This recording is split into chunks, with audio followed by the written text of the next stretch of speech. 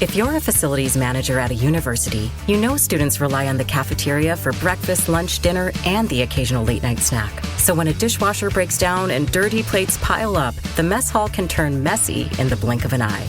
Enter Grainger. With over 1 million industrial-grade products and fast delivery, the product you need now is never far away. So you can turn that dishwasher back into a lean, clean washing machine. Call, click Grainger.com, or just stop by. Grainger, for the ones who get it done. The following podcast is brought to you exclusively by the Rad Rob Radio Network. On this edition of Straight Up 5 with Johnny Petraglia Jr., we welcome back PBA superstar Nate Garcia and PWBA superstar Elise Bolton back to the show. We'll talk about Nate's recent doubles run with Walter Ray Williams Jr., Elise's recent cruise. This time she wasn't on the show during it. How it felt meeting Rad Rob in person. And so much more. Straight Up 5 with Johnny Petraglia Jr. starts now. This is PBA champion Kyle Troop. Hey y'all, Jacob Wetrup here. Jeff Riggles here from 11thframe.com. Hey guys, Chuck Ritchie here, formerly of Bolt TV. Hey guys, this is Ryan Schaefer of track staff at Valley Bowling Center in Waverly, New York. And you're listening to Straight Up 5 with Johnny Petraglia Jr. Yo, the boys from Straight Up 5, Rad Rob, Dr Ocho, and of course JP Jr. Pick it out. Fear the fro, baby. Welcome to Straight Up 5 with Johnny Petraglia Jr. A hard-hitting, in-depth, cutting-edge look into the world of bowling. This podcast will not only cover all things bowling, but will also give you a raw look into real-life issues. You'll get unfettered access into the mind of one of the most gifted bowlers of this or any other generation. Strike, and they claim it. Similarly does it. So without further ado, let's introduce you to the hosts of the show. Rad Rob, Rob Francois. Rad Rob, Rob Francois. Dr. Ocho. Dr. Ocho. And the incomparable Johnny Petraglia Jr. Johnny Petraglia Jr. Hey guys, welcome back to Straight Up 5 with Johnny Petraglia Jr. I am your host, Rad Rob, Rob Francois. It's that time of the year where I get sick, thanks to my germ magnet kid, but I am a pro, I am here, and I will get through it. I just want to put myself over so you guys can realize that I am a professional. Before we bring on our co-host, let's check in with the chat and see who we got here hanging out. We're already 60 strong. We just started the show. Good bless. BSJ83, great job, Rob, on Fef's show last night. I think Dr. Ocho was a little jealous trying to take your spotlight. I appreciate that. Fantastic show that Fef has. It was such a pleasure coming on. I'm actually going to show like a little quick highlight package of my appearance on there because I like watching myself. John Willock is here. Good evening, sir. Welcome, welcome, welcome. Brian Hare is in the house. Hello, sir. We got Nico, who was in the chat last night during my appearance on Bowling with the Fef. What's going on, Nico? Billy M is here. Hello, sir. Crambone, David Crandall, the only guy from our chat that subscribes to my gaming channel. But that's cool. Chuck Ritchie is in the house. Chuck Ritchie had some very nice things to say about me. That was shown to me by Fef on the show last night. It was very, very nice. Elise as well. So thank you guys for that. And there is the Fef himself. I'm here because I like my bowling live streams unfettered. And that's exactly what this show is. Rounding out the chat right now, Staying Man 78. What's going on? Welcome, everybody. We appreciate everybody being here. Billy Bevernage. What's going on, brother? What's going on? All right. Here is a quick little segment, a little highlight reel from Bowling with the Fef last night. Bowling with the Fef. Fef, thanks for having me on, brother. I've been watching your show for quite some time, and you're also pretty standard in our chat as well. So thanks for having me on. Who is Doc Sullivan? Thankfully, we have very, very good chemistry together, all three of us. And we're kind of in a rhythm now, kind of like in the pocket, unintended, I guess. Yeah, I mean, I put them in a position to where they're best suited. I kind of try to play to their strengths, and I know what their weaknesses are, and I try to make them look as good as they possibly can. So yeah, there are a lot of times where I may tee it up because I know they're just gonna take it and run with it. Sarcastic, witty, snarky. Yeah, that's Dr. Ocho. Yeah. And deep down, I mean, when you get to know him, he's still a douchebag. Even better looking than his biceps indicate. And yeah, we didn't start off as a guest-driven show, and I don't really think we are. We've just been blessed to have a lot of people want to come on our show. I got to a point to where, some people message Johnny and be like, "I want to be on your show," which is really cool. Like, that's kind of how you know you're doing a good thing, when people in the community and in the profession, professional bowlers themselves, message you and say, "Hey man, I really dig your show. I'd love to come on and chat with you guys. You guys are awesome." Yeah. So that's probably the biggest compliment that we could get, is when people from the industry want to be on the show.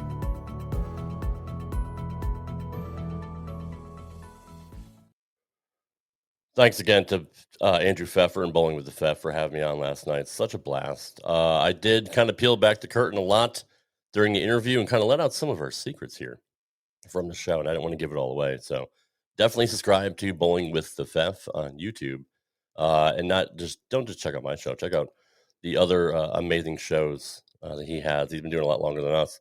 But again, thanks for having me on, brother. All right. Let's bring in our special co-host. Actually, he's not special. I said during that little promo package that he was a douchebag, and he really is. And usually I'll just pump up his mask and pump up his biceps and try to put him over and give him a great intro. But I'm sick and I don't feel like it. So hey, Dr. Ocho, what's going on, dude? Oh, you look the same as always. You're sick and you still have no problem being a freaking total sociopath. You have no problem hooking up your microphone. Oh, microphone. Hang on. Don't worry about that, because I had to give me 1 second now, because now while I'm at it, I see that. Hang on. If you were on time, we could have had a sound check, and we could have avoided this. No. And here's the other thing. I jumped in the chat because I wanted to double the people listening, because Rad Rob was on. You just made a video freaking montage of yourself. Of myself, yes, I did. The montage should have been you saying the word "thoink" and then gone to the show. That should have been it. Don't make me laugh. Let's watch the highlight reel. Thoink, boom, and we're back. I don't ever put myself over on this show, so it was my time. You just did I'm sick and I'm still here, and look at me, and then you put a picture of you from 20 years ago up afterwards, like I'm Rad Rob. You're such an asshole. I deserve that. You sociopath, mother grabber. Jesus, I cannot believe everyone's gone. Look, the whole chat's gone, all because of that. Took you 20 minutes just to tell everybody how you were on a show that I had to fucking make interesting. Did I get under your mask a little bit? What mask? All right, while you work on your microphone, I'm going to bring Johnny on. Let's also introduce the man of the hour. He is the man with the name of the marquee. Number 7 in your program, number 1 in your hearts, the sexiest man in the world. Actually, you know what? Maybe he's tied with our special guest tonight, and I won't tell you which one. But here he is, the one and only Mr. Johnny Petraglia Jr. What's going on, JP? I've got more years on Bolton. I'm definitely the sexiest. Okay, that's fair. No, that's fair. What's going on, brother? Good to see you, man. It's that time of year. It's not fucking light out at 8 o'clock anymore. Yeah. So no beautiful sunsets today, but I'm doing good, man. It's a pleasure to be back as always. Feeling nice, kind of reserved tonight, little chill. Looking forward to some great combo with some great people. Well, I'm glad that you're here, and I'm glad Ocho's here, but I'm really glad that our special guests are here because they're both lovely and talented in their own right. And they've been on the show previously. At some point, I just like having their friends back on the show. You know what I mean? Because they're just cool to talk to. You have no friends, Rob. Shut. I swear to God. Let's not waste any more time. Let's bring on our very special guest, Nate Garcia and Elise Bolton. Good evening, Nate and Elise. Thanks for being here. Thanks. What's It's up, okay, guys? Rob. I'm your friend. Thanks, You got- Elise. I appreciate that. one. I got one friend. Now I have one. Now we're both equal. It is confirmed that Johnny Petraglia is the sexiest man alive. So. Okay, well, hey, I mean that's coming from a guy like you. Thank you, Nate, very much. Nate. But, Nate, when Long Nate says it, it's fact. That is very true. But no, I appreciate you you guys coming back on, and it is funny that Elise messaged me last week and said, "I'm going on a cruise this week just in case you need guests on your show," because the first time she was on, obviously she was on her cruise ship, and Nate was just sitting in the room trying to be quiet. So it was pretty funny that you messaged me that, and then we let him talk for the second show. That's nice of us. Yeah. It was. We had to have him on. Better than him bear crawling behind me to go to the bathroom on the cruise that no one actually knew about. Yeah. I was in a war zone. So how was your cruise, Elise? I followed you on Facebook or Instagram and saw the fun pictures you had, but it looks like you guys were having a blast. Yeah, it was super chill. We actually got roasted on the cruise for not drinking. I didn't realize you weren't allowed to go on a cruise without drinking. You're really? Unless you have a kid. Apparently, I did not know that was like the law of cruises. But yeah, me and my friend we were in bed by like 10:30 every night. Didn't drink. It was super just like chill to get ready to go on my travels with him because he keeps me busy. So he certainly does. But that's. If the pictures you guys took were you being sober, I can't imagine what it would have been if you're drinking. So it was very entertaining follow on Instagram. Guess I got to go check out that Instagram page because I'll wait behind. But Plugs in now, so go follow Elise Bolton on Instagram. Yeah, feel free. Absolutely, Johnny. It's your show, brother. You got anything for our special guest? Yeah, I actually I kind of want to start off here with Nate. The recent doubles event with Walter Ray. How's the physical game feeling? What's the prep heading into the season? What are your plans and intentions as the tour is beginning to start up? Yeah, so just to recap the regional with Walter, it obviously was a lot of fun. Anytime you get to lace them up with arguably one of the greatest of all time, it's an honor. And we won that event last year, so I was greatly looking forward to bowling that event again. We had very high hopes going in. Practice session was great. I was actually lost for about 30, 45 minutes in the practice session, and Walter actually gave me like a tip to just help my ball reaction get a lot better. So the end of practice that worked, and then the next day we started off hot. Obviously ups and downs wherever, but then when it time to come into reactive, I was doing the trick that he taught me, and it was really good. We bowled not what we wanted to. We still had a chance to make it going into the last game, and ironically, I just sat on the pair. We were hitting 1 and 2. I don't know if it was a good pair or a bad pair, to be honest with you, but I was just sitting there. They had about 3 frames to go, and I'm like, I'm going to shoot 300. Like, we need a big one. I see ball reaction. I know what I'm going to do next. And I fired off the front 7, and I thought I needed to make a move on the left lane, and I did. I threw it a little bit hard, I guess, watching the film back, like I said on the YouTube video, and I 210, so that was unfortunate, but I ended up striking out for 260, and we fell just 20 pins short. I know we both missed a couple spares, so we could find the 20 pins. We could find the 20 pins anywhere, but it was a lot of fun. And anytime that Walter says, like, yeah, I want to bowl with you, he was my childhood hero. Like, growing up, I watched him all the time on TV, so to have it come full circle to bowl with him is truly something special. So, Nate, yeah. Correct me if I missed it, but what was the trick that he showed you, and what were you not seeing in the early going? I'm sorry. Yeah, no, that's fine. So when I went to reactive in the practice session, my ball was either doing one of two things. It was either overhooking or never hooking, and I found myself like getting too far to the left. So when you get left, you have to slow hook it, especially in that building. You can't really throw it too hard because even though we are bowling on wood, the ball wouldn't do the right thing. So I was kind of caught in the middle, and he's like, why don't you move back to the right a little bit and pretend like you're going to throw a spare ball, but at the last second, just touch the holes. I'm like, Okay. And in the last 10 minutes of practice, I think I missed twice and from anywhere. So, and then when it came to competition day, I was doing that a little bit when we were playing further to the right, and my ball reaction was really good. And then once I moved left, I was able to kind of do my normal thing. But yeah, it was pretty interesting because I've always practiced taking hand out, but not in how he was kind of describing it. So it still allowed me to be aggressive, but softer with my hand, which allowed the ball to get through the front part of the lane and still have proper ball motion in the back end. So it was pretty interesting. It's amazing. Something so minuscule can change so much. Oh, yeah. Such a game of inches bowling, isn't it?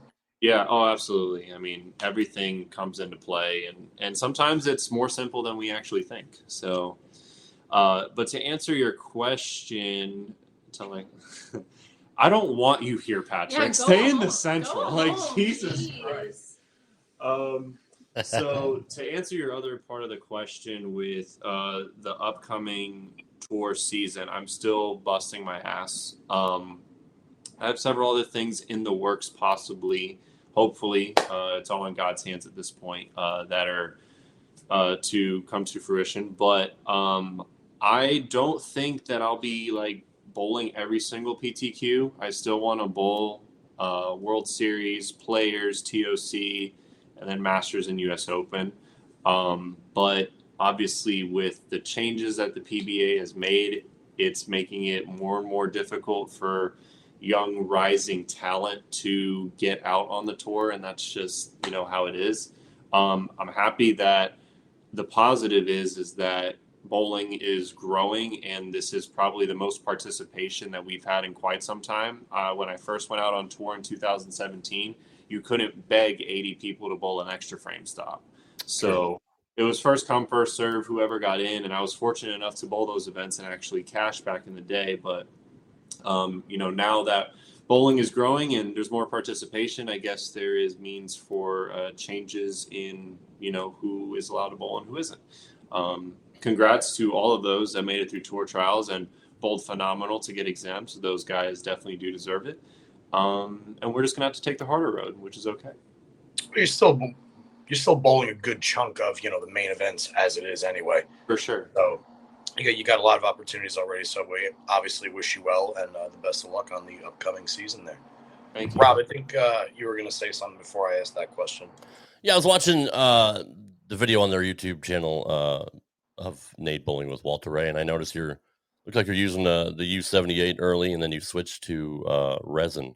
Yep. What did you see there how the lanes were breaking down that you made that change? Urethane tends to look good in that building, but it doesn't necessarily tend to look good when you throw it hard. So I was able to start out fairly straighter in the very beginning, and then slow hooking urethane in that building tends to look pretty decent until the front part of the lane starts to take a factor. Once that came into play, I was about 130 over after 5 games. That urethane ball wasn't going to make it any much more if I moved 2 or 3 more boards. Right. And I just went to reactive and, played my strengths where I could be a little bit more aggressive with my ball speed and not feel like I had to work as much in order to have great ball motion. And a couple tricky pairs, shot 170, 190 or something like that. But obviously towards the end, I had my biggest game and, there was a lot of traffic anyways by game 8. We were already in the 4th arrow, so I didn't think that urethane was really going to do it from there. So the attention star, I threw in practice, and it looked really good. In the pro-am, it looked really good. And I'm like, well, I'm going to commit to this one because this one looks really good. So yeah, I know you guys like that ball. Was I wrong? Did I see Walter bust out two-handed in the middle of the tournament? He did. He busted it out. He threw a fill ball, and he tripped a 9-pin, and then he went to the next pair, and that next pair was not close. So it definitely, it wasn't there for long, but for him to do it, try it, commit to it, and, get a strike here or there, I was just like, you're a lot braver than I am because my two-handed is not there. I would have gotten way less than you. So it was pretty impressive. I saw your video of you bowling two-handed, and I thought you looked pretty good doing it. But it's just funny that's just a baller move that Walter can just bust that out in the middle of a tournament. Like, yeah, fuck it. I don't like my look. Let's just throw two-handed for a second. Oh, yeah. I mean, we even talked about it. I'm like, you could probably throw it two-handed. He's like, yeah, I was thinking that. I'm like, okay, well, try it. I mean, whatever. And it was okay, but, not the right ball or place for it. It could have been probably better earlier, but, he's one of the greatest at playing straight. So it really, they were just tricky pair to pair, but he definitely held me up on the games that I didn't have it. So I know you've been to several seminars with him, but I mean, how did you actually start like bowling with him? I know you guys won the year prior, but I mean, what's that conversation like? Oh man, it's kind of crazy. So obviously he lives in Florida, and I've known him. I've bowled pro-ams with him. We've had very small conversation, and there was a trios event that myself and Trevor Roberts were bowling. We're gonna bowl, and we needed a third. And Elise actually reached out to Walter and asked, like, "Hey, do you want to bowl? Like, I don't know how far this is from you." He's like, "Yeah, I know Nate. Like, it'd be cool." Basically, I'm his agent. Yeah. We ended up as a trio shooting 300 in the Baker format, and it just kind of started from there. He thought I was good, and everything was great. And then we still hadn't developed that like kind of friendship to where I'd bowl regionals with him. But there was this one regional I'll never forget. It was either right before or right after the TOC. I think I made it into the cut that year, to where Dick Allen was not going to bowl the over-under event that was in Cayuga Falls. That's like right down the road from the TOC. And Walter's like, "Hey, do you want to bowl?" And I'm like, "Are you freaking kidding me? Like, let's go. Like, this is, yeah, hell yeah." And we made it to the title match that year. So pretty awesome. And then it just kind of built up from there. The next year that we went back, we led the tournament. I went 400 over for my 8 games of qualifying. We unfortunately lost in the round of 8, but still pretty good track record. And then the next one we bowled was the one that we won. And yeah, it's just been a great doubles partner for quite some time. That's kind of a huge compliment from arguably the greatest bowler of all time to want to bowl with you. I mean, that's just it's kind of crazy. It gives me goosebumps just thinking about it. Oh, for sure. I mean, even when we got done bowling, whether we won last year or this year, he would say, like, "Dude, you belong out there. Your game's amazing. You keep working hard." Like, and you don't think, a kid from Port St. Lucie, Florida is going to like ever bowl with, the greatest of all time, someone that you looked up to your whole life, even have the chance to meet and to bowl with him, to win with him, to have those words, of affirmation come back to me. And I'm like, in my lowest moments, I'm like, when I don't think I belong or when I don't think that I, should keep doing what I'm doing, for him to say that. He doesn't have to say that to me. He doesn't have to say it to anybody. And he went to say that and continue to provide, his knowledge and his support and stuff like that. And I'm just like, okay, like, I'm going to keep going. Like, I really appreciate that. I know something's going to click and we're going to get back at it. So that's so badass. And we know he's ultra competitive. We were talking about with Barnesy last week. Where was his head at when you guys finished 14th last week? Like, was he upset? Was he pissed? Was he chill? Like, what was his mood? If anything, he was more mad at himself because he felt like I bowled really well and that he couldn't contribute. Wow. And I mean, that's what it's going to be like. I've definitely bowled. I even felt, when we when we finished second in Cayuga Falls, that was on me. And that point was my lowest point in my career because we lost the first game and I could have sent it to game 3 and I missed a 10 pin and we lost. So, it's kind of evened out. But he was kind of not like overly pissed off because we still got to check. Like, I had to throw the first one in the 10th for us to cash, and I did. But he was, like any competitor, mad at himself, like saying, "I'm sorry, I couldn't help you anymore," and stuff like that. And I'm just like, dude, like, I get it. Like, I was pretty pissed, like, not going to lie, that we didn't make it, but not at him. Like, I wanted, because I believe that we could win every time that we bowl together. Like, I know I can win. So I was a little frustrated at myself because I'm like, oh, I could have not moved on the 210 or whatever, thrown it better, like, to get us there, or like not missed my 2 spares or 3 spares that I missed to get us there to have a chance. But, he was like, dude, like, don't be so hard on yourself and like stuff like that. So he was very, very calm. He was very acceptant of like him just not being able to bowl the best that he could that day. Johnny? I mean, I think it's safe to say that pretty much any bowler that ever bowls in a doubles event or has teammates, we're not if we're bowling fantastic and our teammate is struggling, we're never going to actually get mad at our teammate.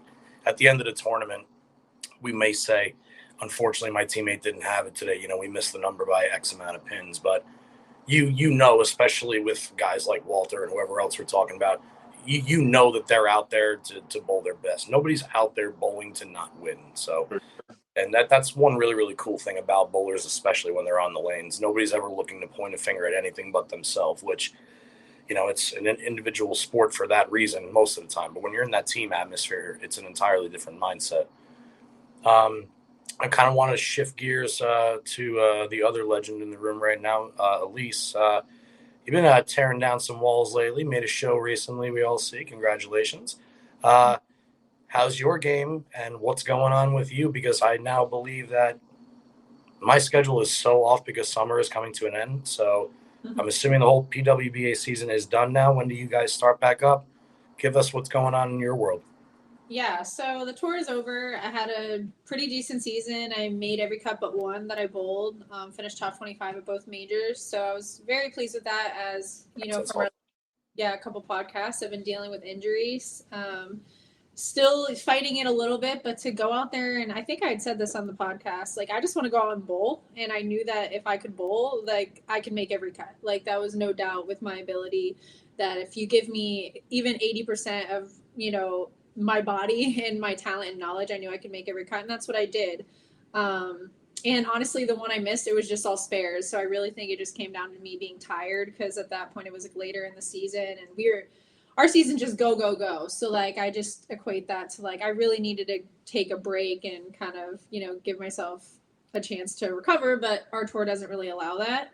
So I give myself a little break on that cut I missed, but overall it was a good season, and I kind of keep proving it to myself how, I went and made the regional show again, and, I hadn't practiced in a week and a half. For not bowling a week and a half, like, it's disgusting how she can literally just make shows, or just, like, even the tournament that you averaged 270, I know it was a while ago, but she didn't bowl for like 2 weeks, and I'm just like, I have to practice at least like 4 times a week in order to shoot 200. Don't get me wrong. Like, I do need to practice for sure. It definitely doesn't come easy for me. I definitely put in the work, but I feel like I do this more than Nate more now, because getting hurt, I had to learn to do it, but I've learned how to, like, really, I don't know what's the word for it, but like, I always spend a lot of time thinking about bowling and mentally practicing. And I feel like a lot of people don't really take advantage of it a lot, but I learned how to do it more when I got hurt, through visualization too, just watching Nate. Like, while I'm watching Nate, I'm like analyzing and learning like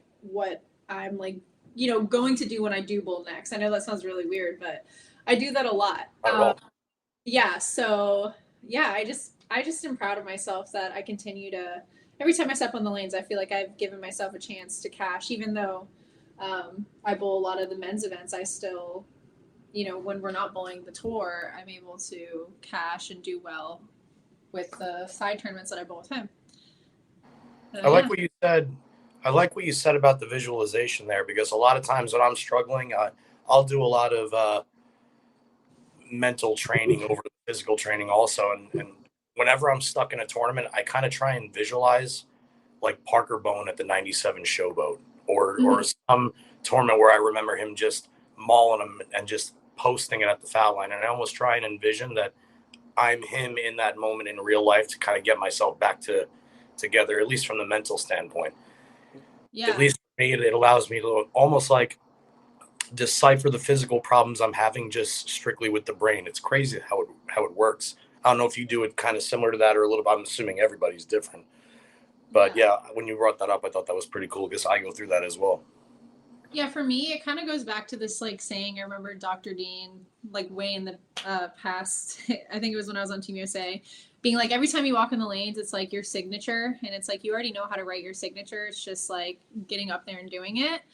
So I kind of do it like that. It's like, I feel like some people again, I do practice a lot, so I don't want to say don't practice, but now that I've practiced a lot, I know I can still do it. It's not like I'm going to lose everything in a week or two. It's just not going to happen. So if I just kind of, hey, here's my signature, I already have it done, just get on the lanes and just kind of let everything go blank, my body's naturally going to do what I've practiced so much for. And then obviously the mental part of it, I always say my mental game. If Nate had the same mental game as me, he'd probably have 45 titles on the national tour. But my mental game is definitely the thing that gets me through when I can't practice, because at the end of the day, bowling, you know, is highs and lows. There's never like a steady playing field. You know, you're always on a roller coaster. And just remembering that when you're bowling, even if you practiced every day before you went to the tournament, just knowing that no shot is guaranteed, even if you throw the best shot. So that, you know, we talk about this on here all the time, and we talk about how everybody's brain operates a little bit differently, and it's 100% true. You're talking about it. If Nate had your head game, I'm on the same boat with Nate then in that respect, because as easy it is for you to sit there and say, you know what, I remember how to sign my signature, I get up there and I just do it, and I shut everything out and I calm everything down. I can achieve that too, but for me, it happens with this stuff. You know? And it's the only way that I can get my brain to operate is like once I've had like 5, 6, 7 of those, then all of a sudden I'm like, oh shit, I'm on top of the world. I can do anything. Yeah. Problem is after 8, 9, or 10, that I can't really see the pins, even though I think I can. But it's the more pins you see, the more you're going to knock down. So really, don't think about it that way. As long as, according to Mike Marcus, hit the one in the middle, hit the one in front. But yeah, I mean, it's I think about that all the time. Like my dad's career, what made my dad so great was he had no other options. He was living in Brooklyn, and back then it was either you were going to be in a gang, you were going to be in the mob, you were going to do whatever your father did, whether it was dyeing fur or running a fruit stand or whatever it was. And he made his way out by just bowling with any money he could find, any backers, anybody that wanted to put him in action matches. Yeah. And he always bowled with his back against the wall for his entire career.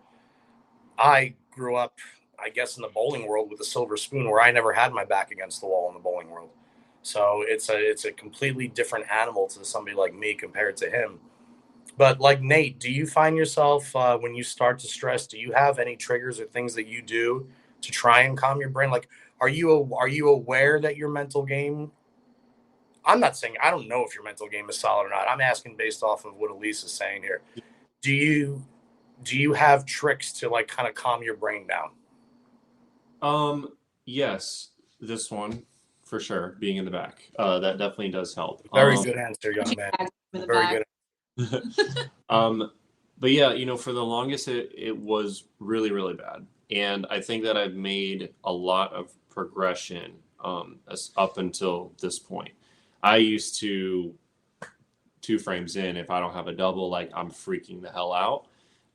It's been a lot better. I've been a lot more patient. This weekend, I felt like proved that. I learned a lot at team trials. Tour trials. The number one thing at tour trials that I took away, even though I was injured and I couldn't finish, I wasn't patient. I wasn't very patient with myself, because I'm at tour trials and I'm like, I'm supposed to make this. Like, I'm supposed to be through like all the hard work, blah, blah, blah. And I still felt unprepared. Unprepared with a couple different things during that week. But the number one thing was mentally, I was not prepared. I jumped the gun too quick on just a couple different things, with whether it be moves or whether it just be like how I was thinking about things. I was journaling for the first 6 games, and then I stopped doing that because I was, you know, upset about my fingers. I was upset that I wasn't performing at my highest level. That one game I literally missed 4 spares. I don't know why, but, you know, and luckily Steve Jacobs was there to help me battle through that. But honestly, you know, the things that calm me or bring me back is kind of interesting. Like, I light a fire under my ass, which was kind of crazy. The last day that I bowled tour trials, which was day 3, block 1, obviously things weren't going my way. But I won't go very much into detail, but somebody put me up against someone else during that block for money per game. And they said, quote unquote, oh, I could beat Nate. And I'm like, who in the fuck thinks they can beat me? And I saw red for 3 games. I went 180, 260, 250. Like, wow. Yeah. So I went nuts, and I was running out every shot like it was my last. And that's just what kind of gets me going, like, and it's not necessarily like my adrenaline like gets pumped up and like I start like losing vision or anything. Like I'm just more locked in, whether I'm bowling on dead flat or the China, and I love it. Like when people, yeah, go ahead. Oh, you're muted, John. I was like, is this the segment where we like guess the lips? Like... I was gonna say, Nate, I have a follow up here. First, I have a question, which I think I already know the answer to, but then I want to say something about what you just said. Yeah. Do you feel more comfortable? Do you feel like you have more control of a car when you're driving it at 30 miles an hour or 80 miles an hour? 30. Oh, you do? Okay, never mind. Totally disproves the. Yeah, I'm totally out. Either way, I was gonna say, it almost seems like when you're on the lanes, sometimes you'll run into a funk where you're almost slowing yourself down to match the pace, rather than allowing the pace to match the speed you want to operate at. Like you're young enough where you can put the pedal to the metal. I mean, for sure, from shot one if you want to, and still make it through an 8-game block. That's like when I drive a car, when I'm going 30 or 35, I'm like, I'm kind of like wobbly. Like I can't even keep it in the lines because I feel like I could walk faster. But if I'm going down the Garden State or the Turnpike or something like that, I have no problem maneuvering through traffic at 90 miles an hour if I have to. And I feel a lot more comfortable when I'm doing that because my brain is quick. It doesn't like when things are slow. So that's the reason I actually kind of made the reference, because when you said that's when somebody gave you the little push, I like that jolt too. And that's usually what makes me just bowl 260, So I thought that was interesting. All right, so yeah, no, I guess to follow like what you were saying is like, I guess how I get to that 90 miles an hour, because like if I go 90 miles an hour from 0 to 90 out of control, like that's when things start to like go down. But like if I'm like kind of cruising and like everything's like whatever, like and I'm in a mindset of like, okay, I need to get back up, and then something like that happens, or like something were to piss me off like mid block, it's like I know how to get there, like because I was already in kind of control. So that's why I said the 30 miles an hour. But yeah, no, I mean, if something gets me going, I'm ready to go. So like it was but yeah, it was pretty interesting, and that was the best I bowled the whole entire whatever. Even though I started out day 2, 280, 260 on the second day, I felt like day 3, I executed way better. So I guess we kind of veered off like the original question, but mentally, that's what it was. Mentally, I've grown a lot. And over the years, I've kind of made excuses for myself when I don't make excuses for when something's wrong. Like my spare shooting is wrong. My physical game is wrong.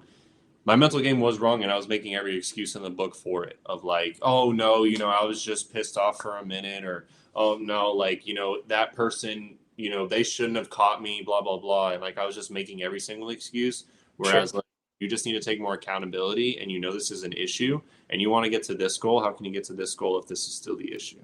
So I've definitely taken more accountability in that, and I've worked a lot harder in that, and I've just come to accept what is in front of me more. Like, okay, yeah, I split. I threw a great shot. Like, I committed to it. That happens. All right, we got to move forward. Yeah, am I going to be pissed off because I could have made like $300 more brackets? Yeah, sure, but I'll go get it next game with like whatever, and just kind of keep it going. So just listening to your responses, it shows how much you've grown and matured in the sport, and it's gonna pay dividends. It has to.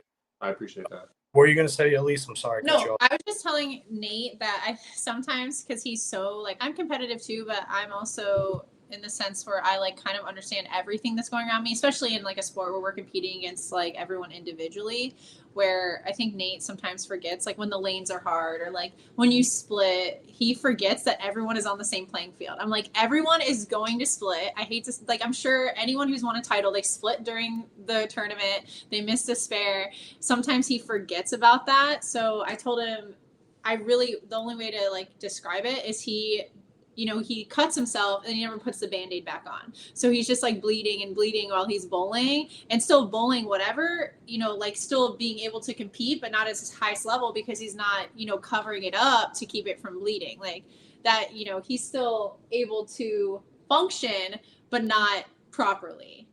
And the pursuit of perfection is normally a sign of a brilliant mind. And it seems like, I get like that sometimes too, where it's, I know the field is averaging, like the tournament leader's averaging 210, but why am I not bowling 240? Like I'm supposed to be the greatest. Everything is supposed to be perfect. What's going on? I don't want to freaking bowl 190 and miss a spare and leave a split. I get it. It's awesome. I think sometimes bowlers forget to average 210. You don't have to bowl 210 every game. You can shoot 240 and you can shoot 180. You can shoot the 260. Like it's not just 210, 210, 210. Like at the last regional, I went even. They were really hard, but I did shoot a 170, but I shot the 220 to like make it even. And then the rest were, 192 or whatever. Like you don't average 210 by bowling 210 every single game. Absolutely.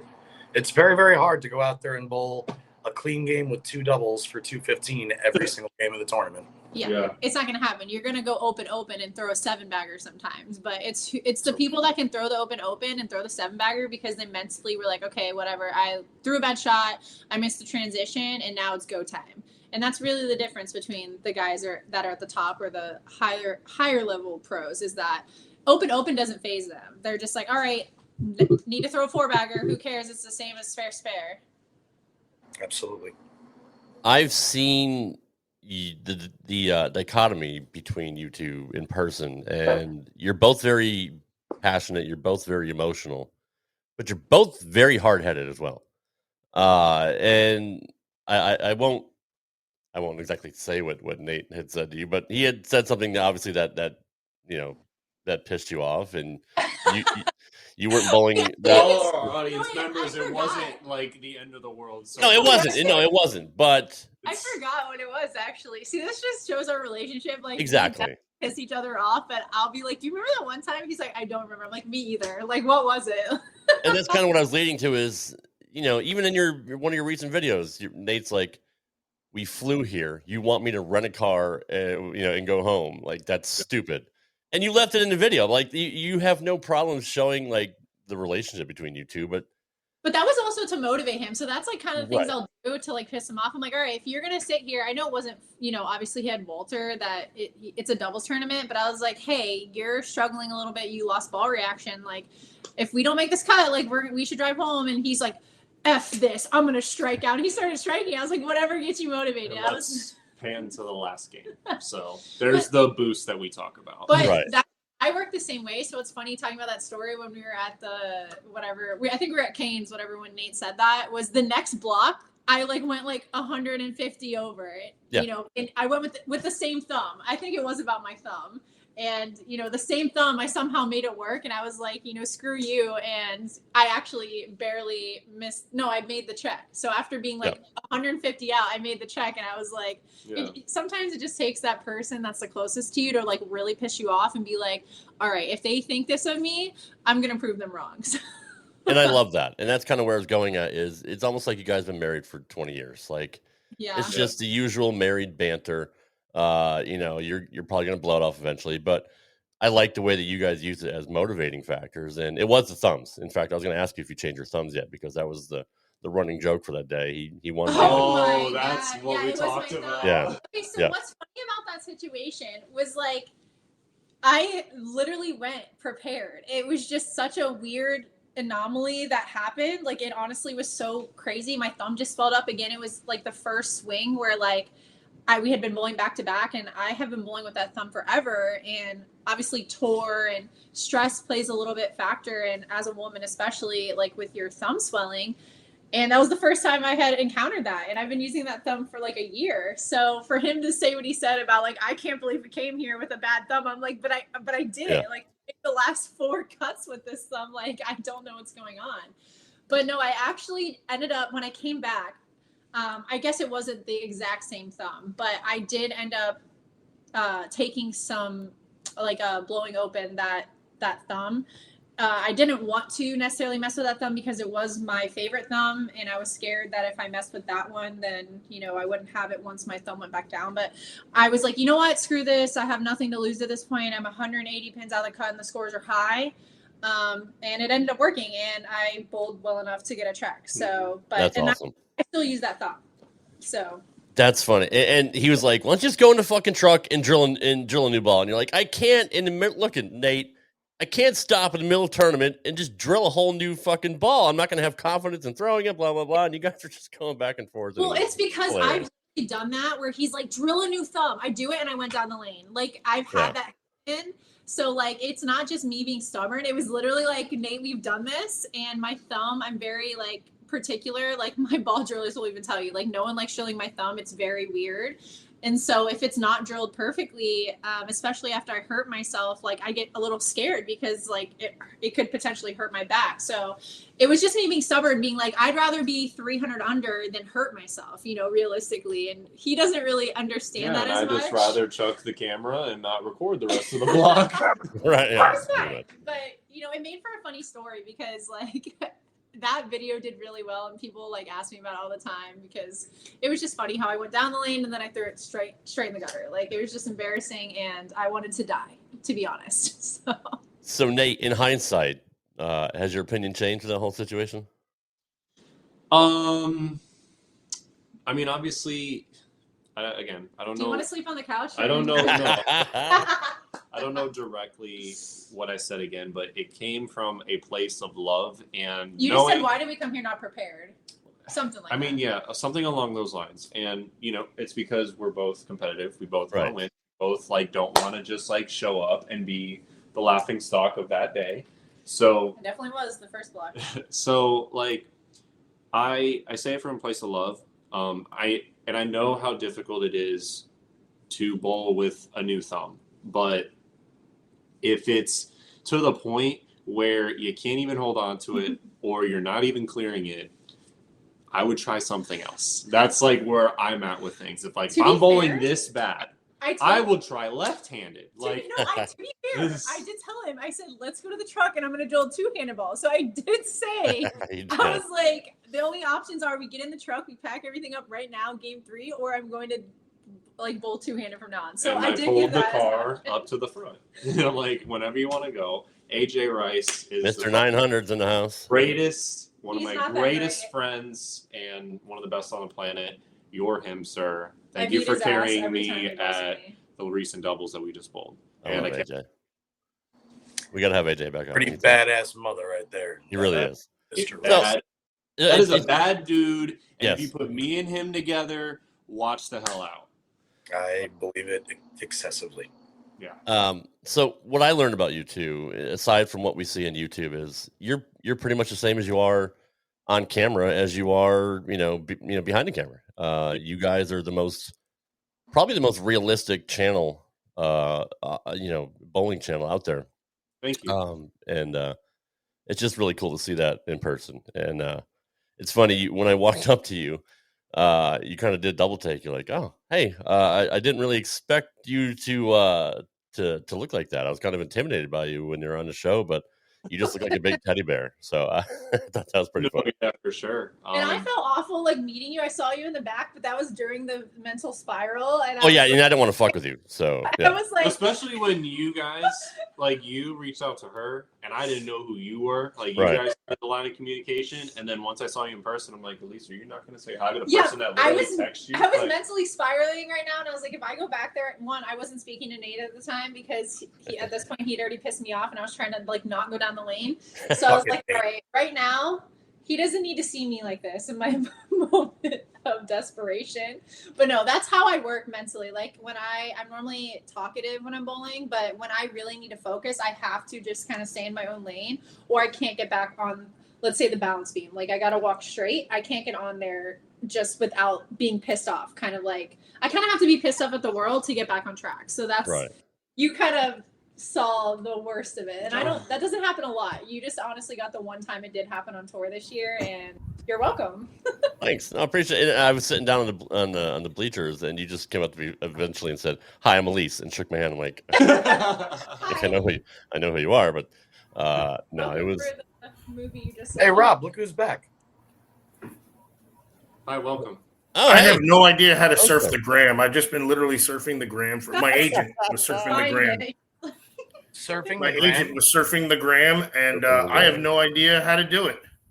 So I don't know what I was on her page. That's as far as I got. No clue. Okay, No clue. I'll bite. I'll bite. I'm going to be 40 next Wednesday. Wednesday.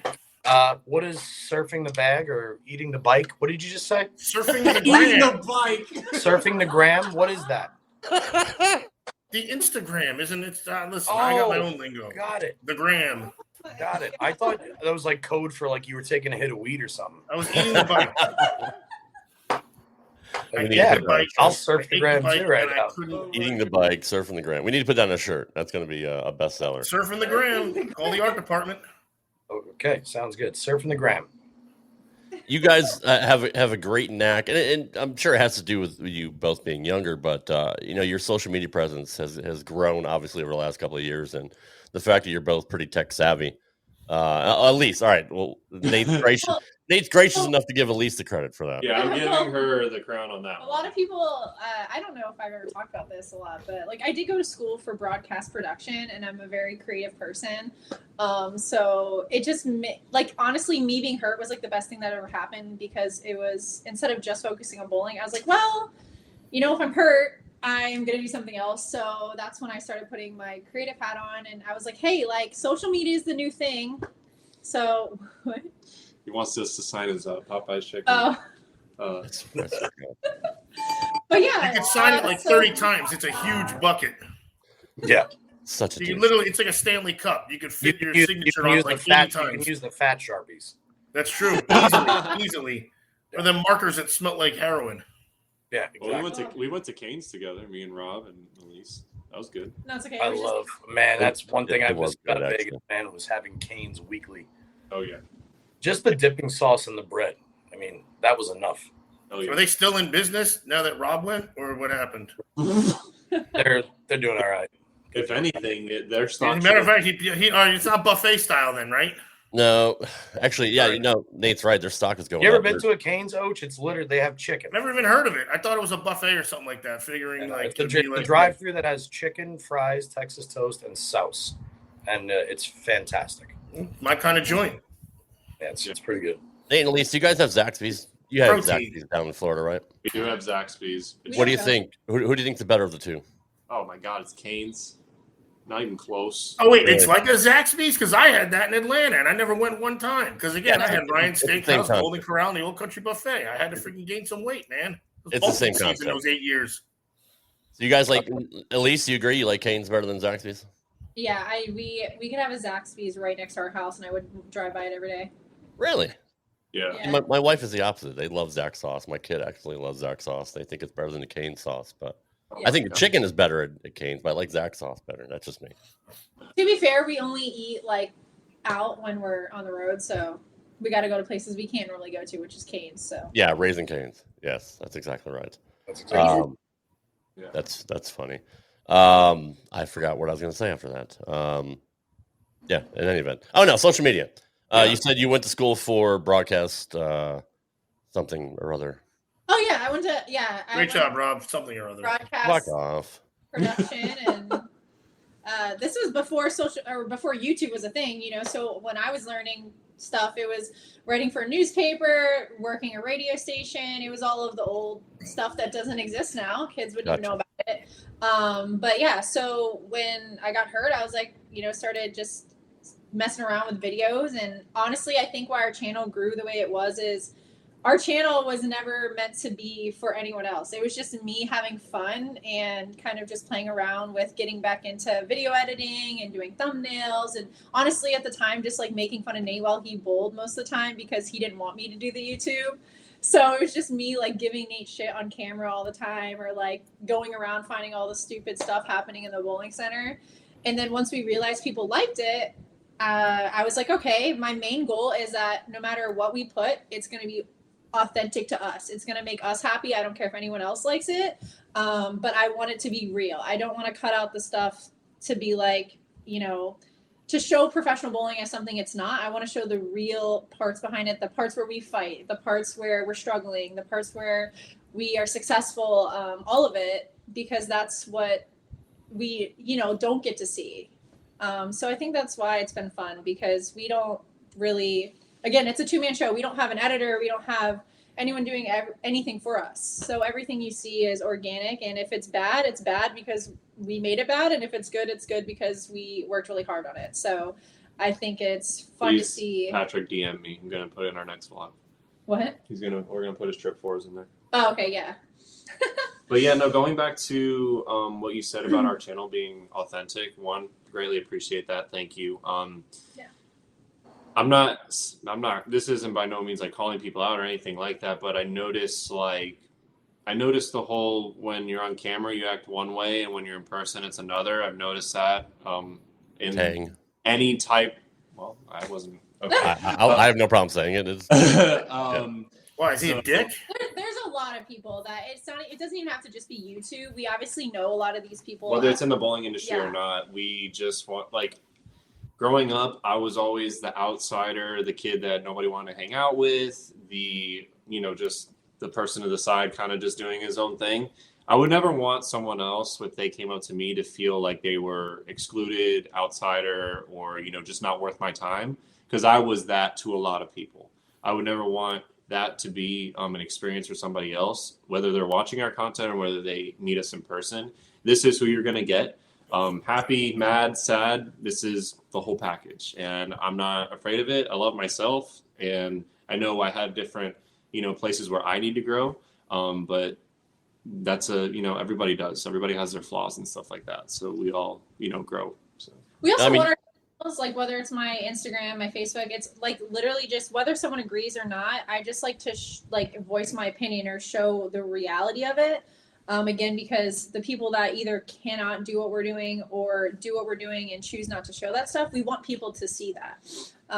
And again, at the end of the day, I don't care if someone likes me or not. This is me. And if you like me, great. If you don't, great. Doesn't change my life. At the end of the day, I treat everyone with respect. And that's why we choose to kind of leave everything we do out there in the open, because this is us, and we joke that a lot of people probably think I hate Nate, and that's just my personality. And it's true. Yeah, and it's actually true, because I don't want people to think I like him, so I don't like him. I'm held. So he's still the outsider, basically. You guys are trying to make him feel you're giving him freaking childhood nightmares now because of this. Yeah. No, I don't. That's kind of our joke, is I don't want the internet to know I like Nate. So, Nate's just a very lovey person, and I'm not. So I think that's why we work, and our content is kind of funny, because it's literally me not being mean. It's just how I am with everyone. My friends that know I love them, know I really love them, because I'm just a very brash, I'll tell you how it is. I want you to tell me how it is. It's not going to hurt my feelings. So that's just how we roll over here. I think you and I get along pretty well. We have something similar in our show too, where I really it kind of happens with me and Brad Miller. When I'm on our show, I go out of my way to make everybody believe that I despise Brad and his talent or lack thereof. But deep down. Brad. By the way, Brad is literally one of my favorite. The nicest human beings on the planet. Yes. I know. I want to say Brad is definitely one of the reasons why I went free agent this year. He he was someone, because he's the person who broke out the YouTube scene. Him and Kyle and I had a couple. I just talked to him because he's been around the YouTube scene, and I was like, hey, what are we seeing? What do we think is going to work? And what is the way that the bowling industry is going? And the more and more I thought about it, it's no one at the higher level bowls, with everything. No professional just bowls with every company. So he was really the person that kind of gave me the courage to do it. And it was scary, but shout out to Brad. I'm glad he helped me come to the realization that I really wanted to do it. And here I am. That's a go. That's awesome. Doesn't change how I feel about him on social media. Yeah. To be fun, this is we love Brad. Show how much of an ass I am is when Nate told me, we were sitting in bed, and he's like, oh, some guy last minute shot 800 to beat Brad at the USBC championship. And I just texted Brad, rest in peace. That's it. And Nate's like, you're such an ass. And I was like, but I'm actually sad. Couldn't even give the guy literally 3 minutes. It was an hour. I just said rest in peace. And he knew though, he's like, yeah, it was shitty. And I was like, that's just the personality I am. I'm like, I'm just so sad for him that it's just like, you're dead. I know you're absolutely dead right now. So, where are you from originally, Elise? Florida. You have such a northeastern mentality. It's amazing that you're a being dick. from Florida. Yeah, you're a dude. No, you're a dick. No, it's true. No, yeah, when someone will be like, "What's your nickname?" I'm like, "Bitch." Like that's just, like it's not like I'm actually the nicest person, but I'm just so like blunt that that's what most mean people say. No, but it's not like I just say the things that people are thinking in their jerk head. off say. Like, yeah, I'm really a nice guy. No, fuck off. I can't stand you. Like, Look at everyone's room is thinking it, but I'm gonna be the person to say it because I have no filter, kind of thing. Yeah, Rob, she's unfettered. She is unfettered. Absolutely. All right, then tell the truth. How much chicken grease was on Rob's hand when you shook it? I honestly wouldn't. And did you shake lefty at least so you don't get it in your thumb in your finger holes? That's probably Were you able to find? You dropped the bowling ball. Holy shit, Rob! You got to be better than this. Yep. Good timing. Good timing. To be fair, I want to say thank you to Rob. He listened to me bitch for a good hour in between that block about the bowling industry. So shout out to him. And Rob also listened to me bitch about how, Elise was ready to jump off the tallest building and be stubborn and not, do anything different. So yes. No, I won't be jumping off a building. I want a car to hit me. Okay, let's be fair if that's how I'm going. The car can hit you off the top of the building. Okay. We will definitely add to the compliments and follow that up with one for our very loyal and gracious host, Rad Rob. You are the shit, sir. So I appreciate that. I'm not being a douchebag like Ocho is to you. I'm actually saying that nicely. No, it was really cool. I mean, Nate and Elise were so gracious with their time and just hanging out and just listening to them. I don't mind being a sounding board for people that need to vent and all that. I thought it was cool. I mean, give me an inside look at what we don't see, on YouTube and stuff like that. It was, and I agree with everything you guys said. And, it's funny that a lot of people in the industry have the same opinions, but won't come out and say it. And you guys aren't afraid to say what you think. So it drives me crazy. I literally listen to people bitch all the time. And I'm like, why don't you say something? Oh, well, it'll never change. Well, no, it's never going to change because everyone just bitches about it. And there's no emails written. There's no anything written. It's like, don't get me started on tour trials. Watching tour trials, I want to make a video about it because it was really annoying to watch. I'm happy that the people that made it for sure, but just simple stuff like that everyone like was sitting bitching about it in the back, but I don't see anything on social media being talked about it. I'm like, there's no change if that's. Can you give us a little bit of what was? This little bit's going to turn into a lot. So it'll be. I can just say. I mean, it's the simple. I got an ottoman over here. I can kick my legs up. The simple fact, it's the same problem. I mean, there's still an issue with urethane on the tour. All the men are great. All the men throw it really good. But again, it goes down to transition and on the right and the left side. And it's just a fact that urethane is still an issue. They got some of the issue, taken care of, but it's not completely solved. And they still need to figure out a way to. I think this is part of the reason why we're not in the Olympics is because of what I saw at tour trials. And that did get Chuck Ritchie fired, by the way, for voicing his opinion. Bowl TV fired him, unfortunately, because of that. But yeah, I mean, there are repercussions in speaking out as well.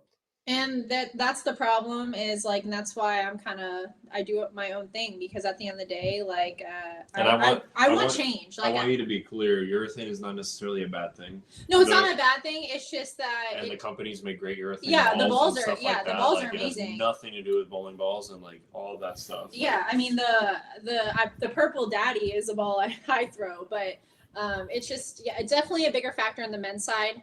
And I just hope that they can figure out something to fix the problem. Again, this is not my opinion. This is literally, I listened to about 30 to 40 different people talking about it in the back at trials every single day. It was just like ongoing thing. So yeah, it's just stuff like that. I wish more people would openly talk about instead of just whisper it in the back while it's going on. Charles, you're the man. Appreciate you, bro. I know we don't talk much, but congrats on 20,000. And, keep doing what you're doing, bro. the hype. Oh yeah, Yeah. I didn't see it.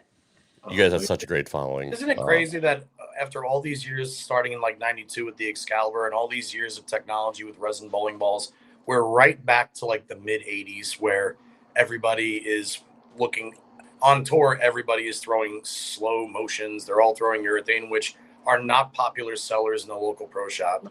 And then when everybody has urethane in league, they're frowned upon being used in league because who the fuck needs to throw urethane on a house shot, yada, yada, yada. Yeah. Right. For how much hate there is for urethane, there's an awful goddamn lot of it. Yeah, no, for sure. And I think that the general public just needs to be educated better. I feel like, and I'm not saying all pro shops do this, but I think there needs to be more educated. Exactly. I think that urethane needs to be educated as it is used to control patterns and to throw on shorter patterns in order to control the pattern versus it's a dry ball. It's meant for dry lanes. And that's what people are told. Yeah, my ball's hooking too much. I need, something for dry lanes. Oh, okay, we got this urethane ball for you. That's not exactly, the right thing. And especially when you're bowling on 10-1 or more, why do you need a urethane ball? Yeah. For me, it's the people that hit 13 different zip codes that throw urethane. That's what people don't understand. Like on a house shot, I love when people throw urethane. Actually, for me, with my slower speed, it's great. Like I'll shoot 750 every single time someone's throwing urethane that knows what they're doing. But when you get the people that are like, oh, I have this, so I'm just gonna throw urethane like this, and then they're throwing it all over the place. So then you have like you're literally front seven, and all of a sudden you throw the same shot, and your ball literally hits the six pin in the face because the balls are going everywhere. It's like that's the stuff that frustrates me. Or the people that even in a professional event, I've seen professionals at the highest level do this where they're super lost and all of a sudden they're just like, well, I'm going to throw urethane just for fun because I'm lost. And then they literally mess up a pair that someone has to go to throw a big game. And it creates an unfair advantage and disadvantage sometimes that I hate seeing it, and it's annoying. Yeah, I totally agree. I tell you the truth. I mean, my first resort on house, if I don't, because obviously you guys know I don't use my thumb anymore, and I'm definitely rev dominant.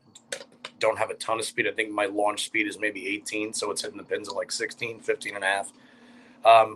But like in league, if I don't want to curve the whole lane, I'll just start with my T-zone. I'll just throw my T-zone somewhere around the track area because I know it's going to bounce off 3-4, and I know it's going to hold up 9. So I know that I have an arrow. And okay, fine. So I make it 7 or 8 frames of the first game and I start leaving black 7s. Wow. Now all of a sudden I can maybe throw a bigger ball, move in, and now I've got even more hold in the middle and all the free hook I want. Yeah. People will watch me throw plastic and they'll say, dude, why don't you throw urethane? You're the only lefty on the lane right now. You can build them for yourself. Like, that's the last fucking thing I want to do. Right. If I start with urethane, then I'm going to plaque with everything. And I don't have a tropical surge or a pearl raw hammer or like anything like that in my league bag. I mean, the lowest ball I got is like an Arctic Vibe or some shit like that. So, I mean, I'm sure it's magnified on the right side of lane simply because there's so many more of you, so many more, and especially in like a 5-man league with all the shitters throwing it everywhere. But, I mean, I also said it's a bigger problem on the men's side, and this is what people don't understand, is that if your launch angles are shut down and you start with it from the right, like on the women's side, when we've had women that throw it, it then becomes a house shot because now we have kind of like a funnel where we have the dry to the right. But on the men, the problem is they open up their launch angles with it, so then you have like there's no cliff. It just becomes like flatter in the front part, taking up all the oil. That's my brother. Right. So that's the problem with the guys is it's like if the launch angle stayed straighter to start with the urethane and then, everyone got in with like reactive or whatever, they would make it so much easier on themselves and you wouldn't have those pairs where it's like, okay, why do I have to now ball up to like a bigger ball, like game 7 of a block because you had everyone throwing urethane from everywhere. That's why I think it is a bigger problem on the men's side is just because of the fact that they're not just playing straight with it. They're like literally 4th, 5th arrow with it game 1. And that shouldn't happen. Yeah. I mean, back when purples and pitch blacks were allowed, we were bowling on shark and people were crossing 15 to 20 with urethane balls trying to strike. And I'm just like, man, did I grow up in the wrong era of bowling because I have no idea what's going on in front of me. Like everything that I learned is like out the window. But yeah, no, going back to Johnny, I challenge anybody in the comment section that if they want to bowl this man with a plastic ball, I will put any amount of money on Johnny to beat everybody with a plastic ball.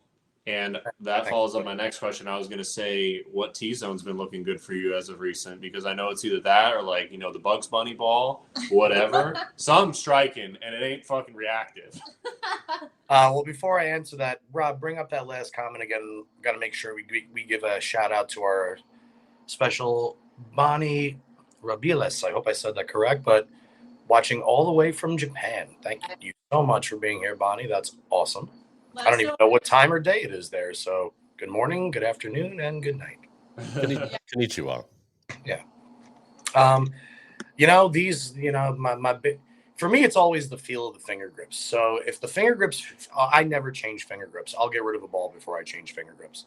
Wow. And if the finger grips feel good, I'll throw a ball forever. My last T-zone was an Indigo Swirl.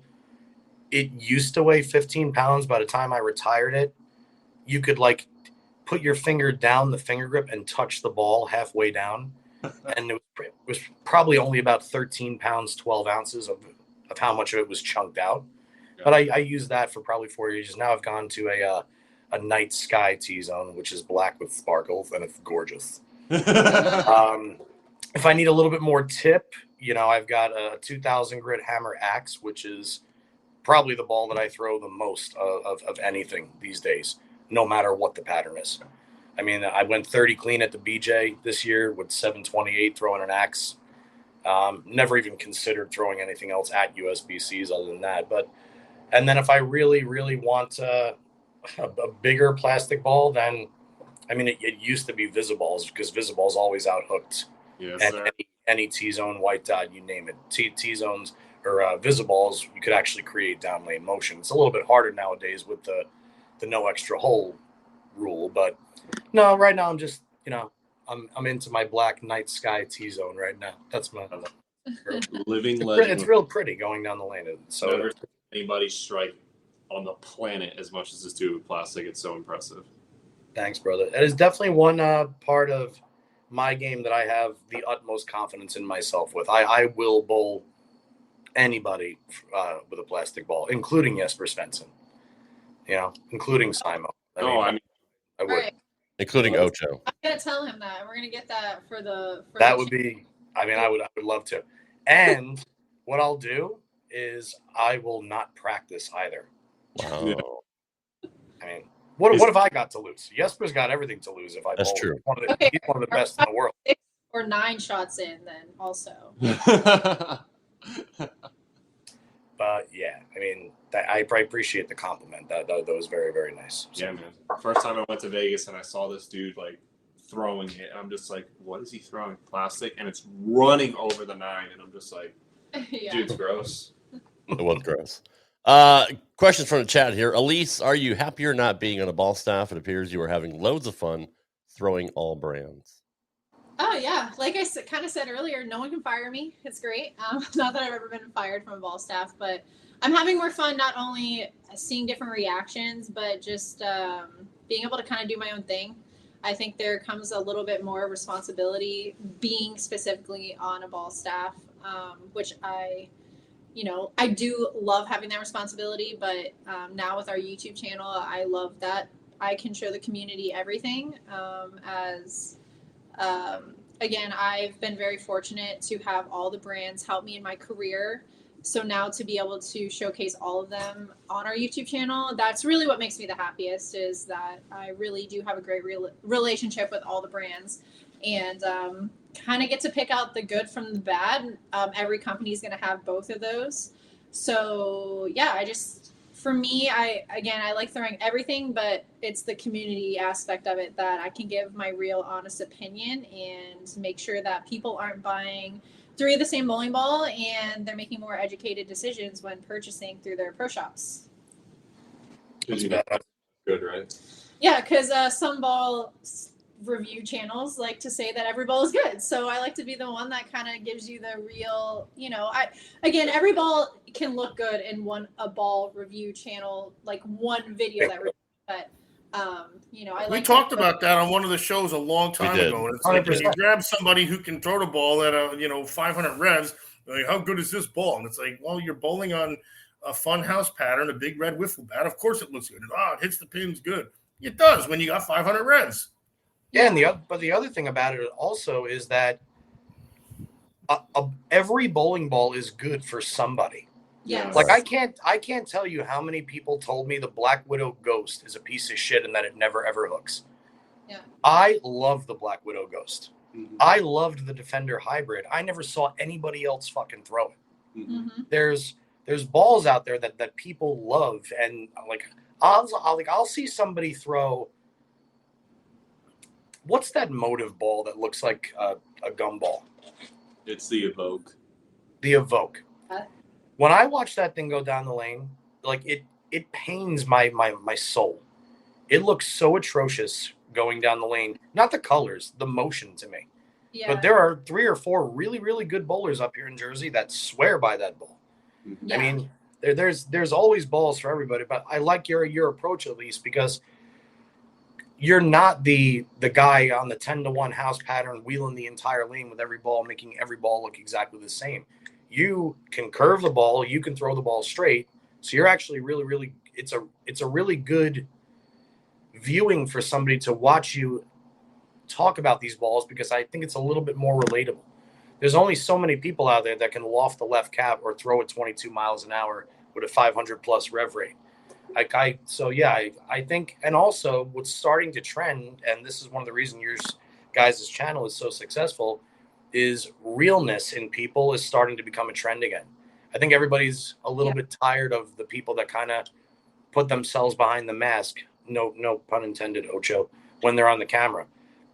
And that was always our gig on this show, was like, I'm always like this. The only thing that makes me different is if you catch me when I'm 8 sheets to the wind, and then I'm like really, really bubbly and incoherent, and I'm probably not going to remember what I did with you the previous night. But other than that, this is, you guys know me. This is me on all the time. And I think that's one of the reasons why your channel is so successful, like you said earlier. And also why I think that ours is because, and even if we never got to be as successful as we wanted to, I feel like the way that we are on this channel, at least to me, promotes bringing the kind of people we want in our lives anyway. Like we love everybody that's in our chat every single week, because I feel like we're relatable to some extent also. Yeah. No, I mean, to give an example of how, like, we're just, I don't even want to say it's relatable, but just, like, how, like, this is real, is, like, I've literally pronounced the name of the balls wrong in the video, and we just left it in there. And it just was the joke. I'm like, we literally got off a plane, I was dead tired, or we drove, and the whole time, neither one of us realized, and we got home, and I was like, oh, whatever. That's it. That's the new name of the ball. Like, I didn't care. Because, that's great. Yeah, so now it's a joke that, like, I did it actually yesterday. Again, I was tired, and I just kept saying the Sub-Zero Forge wrong every time. And I'm like, whatever, this is the new thing on the channel that whenever I'm tired, I just say whatever name I want to. Fantastic. But I feel like most channels wouldn't do that, because they're trying to want this certain prestige or, like, want to be professional. Just not that prim and proper. Like, we're not allowed to make a mistake as a bowler. Yeah. Right. If we want to just show, again, we're athletes at the end of the day, and again, we're a 2-person show, so this is the reality. And sometimes I just make up names of whatever ball. But again, I'm trying to show ball motion, so it doesn't really matter. I feel like we don't just try to edit in strikes, because, like, when I throw bad shots, I like to keep it in there so I can be like, hey, like, when I throw a bad shot, like, this is what happens with this ball. Because realistically, that's what you want to see. You want to see what happens when you make a mistake with a ball. So we try to kind of leave those shots in there, where it can be like, hey, I rolled this one. Yeah, for me, if I roll this ball, it's not going to hit the pocket, kind of thing. Which I think some aspect is taken out of some ball review channels, because they just want to show that the ball can strike and make a sale. I like that. That was really, really good. I agree with that completely. We know every ball can strike. What does it do when it doesn't? That's what makes a ball good or makes a ball great. Yeah. I mean, nothing against Belmo, but, like, here's a new fight. And he's, just fucking burying every single shot. Like, well, number one, it's Belmo. Number two, it's like, nobody can relate to that. I mean, no. He's like, I grabbed the skee ball from the amusement park, and look, and he freaking just revs it, and he's still maybe a ring in 10, but he carries most of them. like what made the balls like the Venom Shock and the IQ Tour and the High Road, just to name a few, so amazing was that when you missed a little bit in, they 4-pinned. They didn't 4-9. They didn't big 4. When you missed out a little bit, you bucketed or you 2-pinned. You didn't 2-8-10. That's the difference between bowling 2-0 and bowling 230. Those extra 2 hits a game. And that is what separates the great bowling balls from the good bowling balls. We know every ball hits strikes when it hits dead flush. It's, am I going to get 9 or 6 if I miss by 2 with the arrows? Yeah. I think the other problem I have with I don't watch a lot of other ball review channels. I just see like different stuff, but I feel like again they're always bowling on like one pattern with it. I try to explain in the video like, hey, if I don't necessarily see what I like out of it on the house shot, which I'm probably not going to see 90% of the time because that's not what I'm looking for anyways. I try to explain like where I might use the ball, like where this ball is going to give me more miss room when I do those certain misses. That I think that some channels aren't giving, because again, at a certain level, we can all strike on a house shot. When you're at a professional level, like I can make any ball strike. I can stand in the same spot and make it strike for you on video. But I try to get left and be like, here is like the farthest I can get with this ball at this surface. Or if I wanted to get more back end reaction, I can bring it up. I try to do a lot of that to show how the ball can be used again, because it could be good for one person but awful for me. Sure. Next question from Good Vibes Always. Hello, everyone. Been bowling since May and trying to get better every day. My average is about 140. Does anybody have any tips for a new bowler who would like to one day go pro? Thanks in advance for any tips. Thank you for the question. Our spare shooting video that Elise did such a good job on. So the first thing you're going to do is you're going to buy a urethane ball, and you're going to stick on 35 if you're right-handed, and you're just going to chuck it to the right. That's what you should do. Oh, and don't put your thumb the whole way in the ball. You schmuck. Nate, can you elaborate on that? This and more on the latest edition of Oh Shit Magazine. Can you elaborate on what Elise said there, Nate? Yeah, we had a very interesting comment on one of our videos that somebody was drilling for professionals, and they don't put their thumb all the way in the bowling ball, and that person had a very clear argument that like there's no need to put your thumb all the way in the bowling ball. Now, part of it is true. You can either bowl without your thumb or with your thumb. That's about it. You either put your thumb in or you take it out. You don't put it halfway. This isn't the 1970s, 80s anymore where the partial thumb was in and all that stuff. If you want to be great, now there's a difference between just being good, decent on a house shot, and then there is the difference of being great, like Chris Barnes, JJ, Tom Hess, the EJ, Belmo, Simo, all of them. That is great. The being good on a house shot, sure, then go ahead and do what you want. If that's what you want to be good at, and that's it, and you want to, shoot your 300s every year, your 800 there, be praised by your local association, awesome. Like, love that for you. We have different goals. So. Yeah. Well, so to the opposite of that, I definitely would say that having a pro shop operator that will work with you, knowing your goals, obviously, if your goal is to not necessarily go pro, but average 220, there, I think, is steps to that, unless you just somehow naturally figure something out. But I'm saying even average 220 and go to a local tournament, not just at your local house shot. But obviously having a pro shop operator that knows what they're doing, because that's honestly the most important, because even lessons, like if someone knows what they're telling you to do, even lesson wise, if your fit is wrong, you're still going to go nowhere. So having that, and then I hate to say it, and I know a lot of bowlers hate to hear this, but you do need a coach that knows what they're talking about. I feel like helps get to that next level very quickly.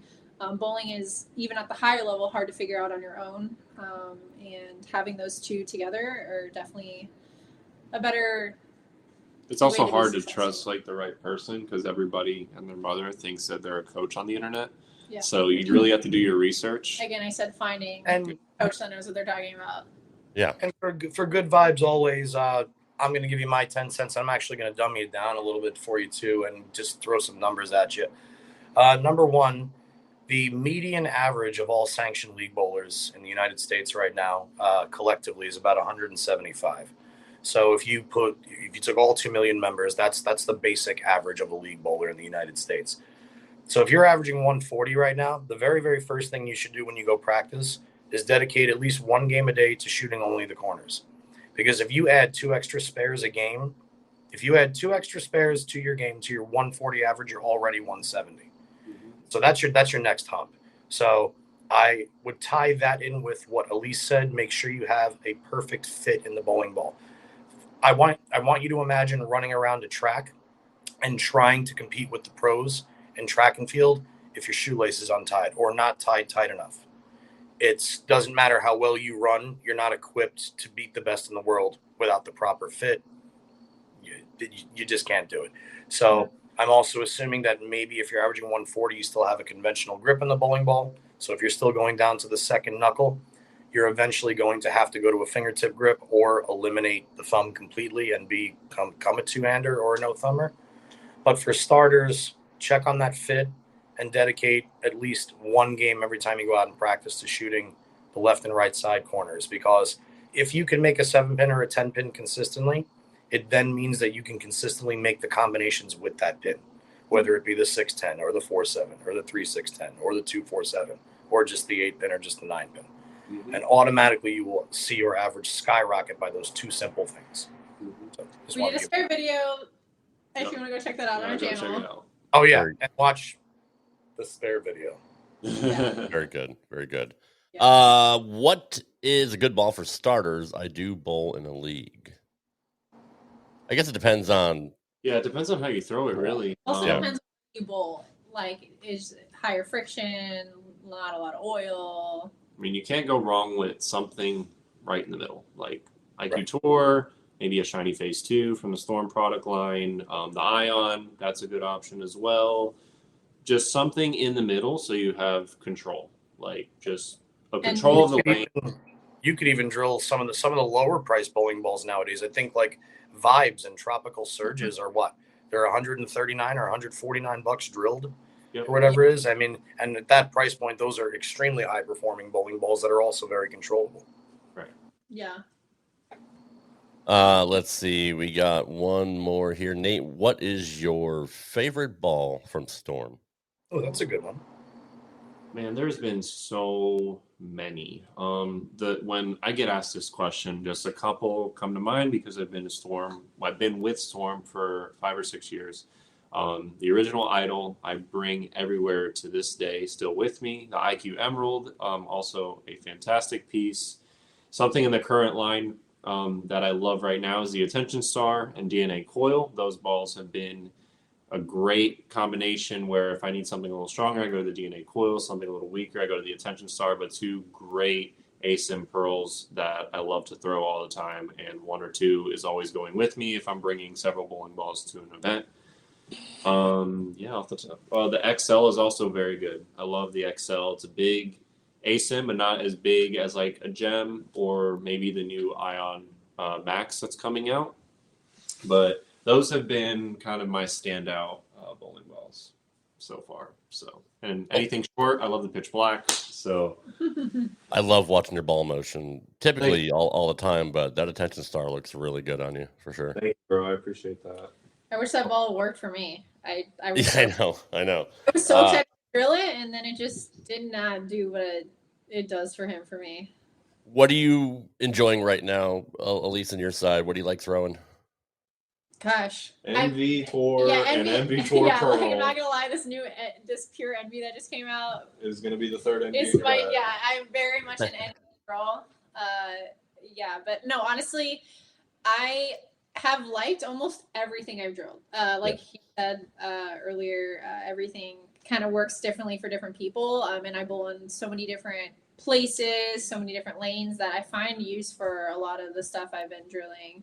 And now I've been playing around with more pin down stuff. So, but no, honestly, every company has a lot of good balls out right now. So I'm just trying to figure out when I'm trying to put 9 balls together is actually harder for me now because I'm like, I like 2 in this zone and 3 in this zone. And it's like trying to figure out which are going to be the best combination has actually been harder because they're all so good. But you're like a kid in a candy store because you're open to any brand, any make, any model. It's like you can just throw whatever the hell you want. It's like that's got to be a little bit freeing as opposed to. I'm not saying being tied down to a particular brand is a bad thing, but it's kind of cool that you have any option, honestly. Yeah.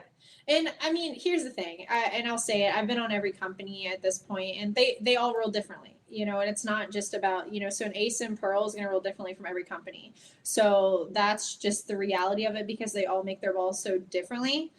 So I'm enjoying like trying to piece together, like sometimes Motive rolls way better than Storm in a certain building because there's higher friction, and Brunswick rolls better than Storm sometimes. So for me, it's not even just like having each different bowling ball. It's like, what is working? Like I can look around and be like, all right, who's bowling well? Oh, the Motive people are bowling well this week. Okay, like let's see what I have. So that's really what I think has been helping my bowling, is that, a lot of people just say that that's the case, but it, and they don't want to believe it, but it is very true that it sometimes just the covers of the bowling balls between the different manufacturers make a huge difference in pin carry. So it's not even necessarily having the right ball motion in my hand, it's having the right company in my hand at the right time, which has helped me a lot. So I think that's what was great about Tour, is I could look around and be like, all right, Storm striking right now, all right, let's get something Storm in my hand. If Brunswick striking, great. At the time I didn't have as much Motive in my hand, so I didn't really have a lot of options there, but now I'm starting to get into that. So next year and the upcoming tournaments should be even better, because now I know I have the ability to do a lot of different things. And now if I can just have that extra advantage of, if a certain company is rolling better, I can put it in my hand and make good shots. Nate, I don't want to put you in a heat with Storm, but we kind of talked about this off air as well a little bit. Do you feel like being tied down to one company is a disadvantage? Every, I think, situation has its advantage and disadvantages. If you don't know how to use the tools in front of you, whether you're a free agent or not, I think that is just a disadvantage in general. You could be given the world, but if you don't know how to use the tools, you're just as, as you're just as much at a disadvantage to somebody that just can't produce proper ball reaction. It just depends. For me, I haven't had an issue. Ever since I've signed with Storm, I feel like my career has gone this way. So they've made amazing products. I have struck an absolute shitload with all of their balls.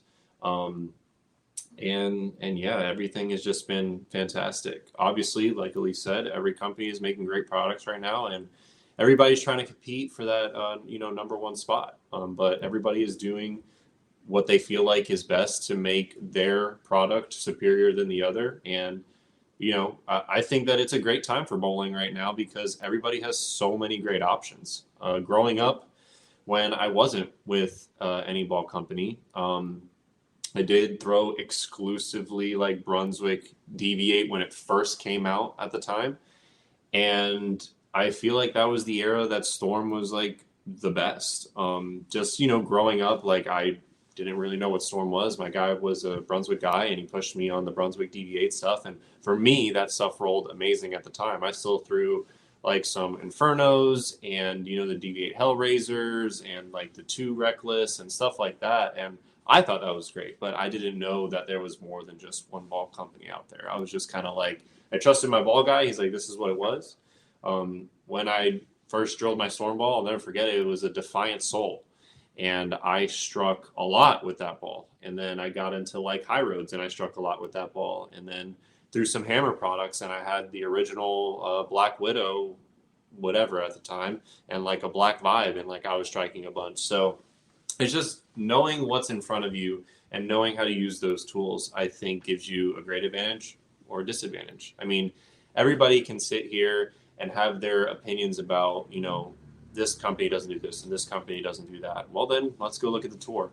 EJ's been with Motive forever, and he has 22 titles. And Walter has been with every company, and he wins. So Nate, you literally just took the words out of my mouth. I was literally sitting here waiting to say what you just said. I'm so glad you said it. If you look at history, Rob, just to feed off what he said about using the tools, Walter Ray has been with every single company. Pete Weber through AMF, Columbia, and then eventually Storm, who he's still with. We've seen Norm Duke throw Columbia. Champions. I've seen him win with an absolute Inferno, Storm, AMF, you name it. He's thrown everything and been successful his whole career. And then you take guys like Parker Bone, who's one of the greatest to ever play the game, and he's thrown nothing but Brunswick since 1987. Yeah. It's all how you use the tools. I do agree with what Elise said. There are weeks out there where the typical storm motion is better than, say, the typical Brunswick motion or the typical motive motion. We do see it happen frequently. Yeah. It's kind of mellowed out a little bit more since now Brunswick has control of all the 7 brands. But you knew if it was a storm week, you could just see 10 of the top 15 names are all storm guys, whether they're lefty, righty, hooking it or throwing it straight. So, I mean, I love all the facts that you two just spit, and I just wanted to add my 10 cents there too. Yeah, at the end of the day, sorry, not to cut you off. No, you're fine. Yeah, at the end of the day, I 100% agree with that statement, by the way. So, go ahead. Yeah, it's definitely the ball.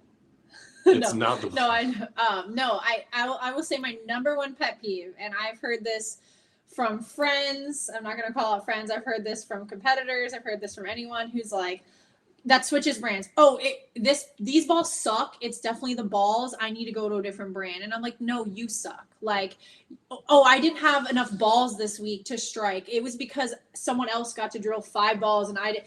Like, no, like, just, I know for me, and like, I'm not even top % in the world right now, that I could bring 6 balls into a tournament and I can make the cut. Like, that's just a reality as long as I do a good job of picking 6 that are going to give me. That just goes back to preparation. Yeah, no, but not even just preparation. Like, I've learned to use different tools, like your speed, your axis rotation, like everything. Like, the ball, it doesn't matter. The best in the world are going to beat you with 1 ball, even if you come in with 70 balls. Like, it's just the reality of it. Because again, if you see what's in front of you, yeah, they might not strike as much, but they're still going to strike enough to beat you. And still have a chance to win. That's just the reality of it. That's very true. So I hate when I see these bowlers that go company to company and they're like, oh, these balls suck. Then they go to a different company. I'm like, no, why don't you go practice? Well, I'm like, well, you just said that their balls suck, but you sign with them. Yeah. Like, I just, yeah. Interesting. Yeah. So that. People are interesting. Yeah, you got that right. As we wrap it up here, my baby girl just got home, so it's time to wrap it up. Let me leave you guys. Word for your Kentucky Fried Chicken just showed up. Oh, wow. She is a smart one. She decoded the Rad Rob message. Own it. Let's leave this way. Just looking forward towards the future. Nate, you mentioned not bowling as many PTQs and stuff like that, and it's something I didn't think you were going to bring it up, but as one big subject that we did talk about when we met, and we saw Boog come out, we saw D-Ron come out, and a lot of players come out of the PTQs. I would hope that would give you some, say, enthusiasm towards it, saying that it can happen. But I also understand the other side. It's a tremendous grind. Not only is it the grind financially, so if there's any backers that want to front my whole tour, I would greatly entertain conversation. But I've done that I was very fortunate enough to bowl the tour for 3 years not having to worry about a PTQ. And then when there was a PTQ, I'll never forget it. First one I bowled, Oklahoma, 13 people, and they took 7. And AJ Rice was actually in that one. And I made it out of that one, obviously. But those were PTQs back then, where they couldn't even fill the main field. And only 13 guys showed up to bowl the PTQ. And they're going to take, 3 to 5 minimum. There's going to be 90 guys that show up. And if there's not, honestly, they're smart, because taking only 3 to 5 in a huge field is unrealistic. Like, we've had PTQs, and I've actually done it to where there was actually like 90 people for 8 spots. It was ridiculous. Like, if you're not matched up in that building and have I'm not saying that I don't get help, but if you don't have like the ball reps like right behind you, they know the building, they know the oil, they know like what balls work there. Watching the people in front of you. Getting pair to pair. Like, there's so much that goes into that. Shaking out the nerves for the first half a game. Yeah, and it's a sprint. Like, there was PTQs where we bowled 7 games instead of 8. I think there was a couple where we bowled 6. Those 6 games define if you can go compete with the best in the world, and that sucks. But I've done it for like four or 5 years, and I'm not saying that I haven't made them out. I made it out of the World Series twice. I made it through the PTQ, the TOC once. I made it through the Players this past year, striking. You know, and I've had my success out there and gotten him checks and stuff like that. But that's obviously not the main goal. But it's mainly. You also missed PTQs, almost averaging 230. So it's I mean, there. I've made it, and that's what sucks about it. Yeah, well, I even made it through the PTQ at the Players, and I went 500 over, averaging 220, and I missed a check by over 200 pins. So it's like you're not necessarily bowling bad. You're just like it's just they're striking a little bit more, and it is what it is, and you go back to the drawing board and you learn and stuff like that. But it's really the financial sense of it. Like, should I give up a weekend or a week where I have to go bowl a PTQ, and if I don't make it, then I got to fly home and, maybe miss that tournament on the weekend that I can make $1,000, $2,000 out if I crush them, sometimes, most of the time I do. And that's not me being cocky. That's just me putting in the work and me making, good decisions with my money. But, definitely open to the conversation if people want to, put me out there for PTQs and stuff like that. But I am still bowling the couple that I'm allowed to bowl. To me, just the way our tour is right now, it doesn't make a whole lot of financial sense unless you have the money or have someone putting you out there to bowl those 7-game sprints and be on the road. And, if you miss, okay, take it on the chin. We'll go to the next one. Like, it's tough. Can we start a hashtag Long Nate GoFundMe to get him on tour this year? I think that would be amazing.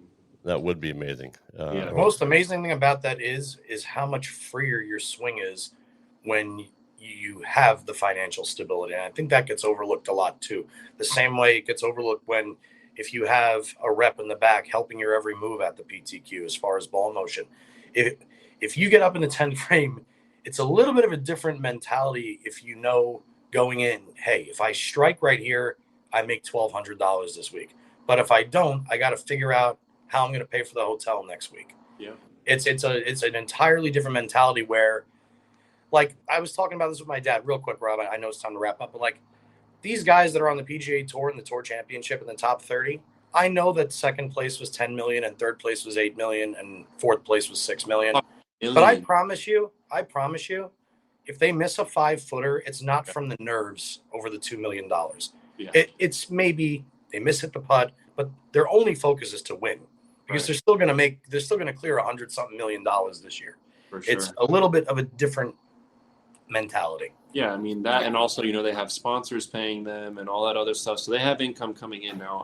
Am I saying that I'm deserving of like a Simo paycheck? No, but there are some people that have the backer situation that they never have to worry about, and sometimes they even take it for granted. They're like, oh well, I missed this week, whatever. It's not even my money, and I'm just they're not even practicing. I'm like, I don't know how you have that mentality to one, waste someone's time and money, and two, just to not give a shit if you're competing against the best in the world. Like, my goal was to win, to be in the Hall of Fame, to be like, somebody that left a legacy that people can look up to.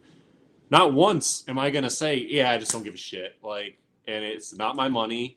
I feel like I'm not even wasting I'm wasting my time. I'm wasting the person's time. Like, I could never be that kind of guy. Like, everything that I have gotten in my career, my bowling adventure, like, I can sit back and say that I've earned every single cent and every single trophy and everything that has happened to me. No one has ever given me anything. There have been plenty of people that have counted me out and said, this dude is shit. We don't care about him. We don't believe in him. And thankfully to the sponsors that I have that have stuck by me from day one, I will be forever grateful for. And that's just a testament to, like, I ride with the people that always believed in me when I was nothing. And I want everyone to know I was with him before he was nothing. So when he has 40 titles, I was not here for the money.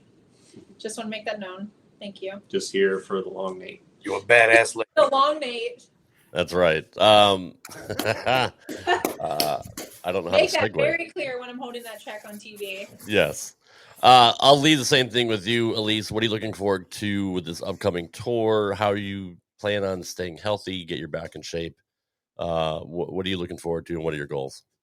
Okay, so in 2 weeks, I have the regional that I plan on winning 3 times in a row. I want to be the first person to do that, so they renamed the bowling center after me. So that's the newest goal, the most recent goal that I have.